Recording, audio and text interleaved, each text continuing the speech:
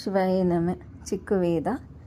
ಒಬ್ಬೊಬ್ಬರು ನನಗೆ ಏನು ಗೊತ್ತಿಲ್ಲ ಅಂತಾರೆ, ಆದರೆ ಅವ್ರಿಗೆ ಎಲ್ಲ ಗೊತ್ತು. ಒಬ್ಬೊಬ್ಬರು ನನಗೆಲ್ಲ ಗೊತ್ತು ಅಂತಾರೆ, ಅರ್ಧ ವಿಷಯ ಗೊತ್ತಿರಲ್ಲ. ಇನ್ನೊಬ್ಬರು ನನಗೆಲ್ಲ ಗೊತ್ತು ಅಂತ ಹೇಳ್ತಾರೆ.